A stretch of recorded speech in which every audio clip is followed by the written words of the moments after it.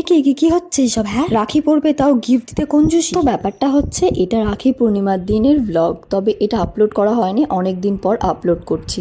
এমনিতেও আমি সবসময় একটু লেটই থাকি সব কিছুতে। যাই হোক, তো প্রথমে তো সুন্দর করে ডেকোরেশন করছি। আর এই বছর রাখি পূর্ণিমার জন্য কিন্তু আমরা কেউ কারোর জন্য কোনো গিফট কিনিনি, শুধু এই খাবার দাবারগুলোই কিনেছিলাম, যেরকম চকলেট, চিপস আর এই মিষ্টিগুলো তো আছেই। তো ব্যাপারটা হচ্ছে গিয়ে প্রথমে আমরা দুই বোন মিলে আমার ভাইয়ের জন্য সমস্ত কিছু কিনে নিয়ে এসেছিলাম। তারপরে হঠাৎ শুনি যে আমার মামার ছেলেও আসছে, তারপর আমার মামার ছেলের জন্য নিয়ে এসেছি। এটা হচ্ছে আমার ভাই, কিরম লজ্জা পাচ্ছে দেখো, এটা আমার মামার ছেলে। তো তারপরে তো ওদের দুজনকে আশীর্বাদ করে রাখি পরিয়ে দিলাম। আর ওরাও আমাদের জন্য পরে চকলেট, চিপস এগুলো নিয়ে এসেছিল।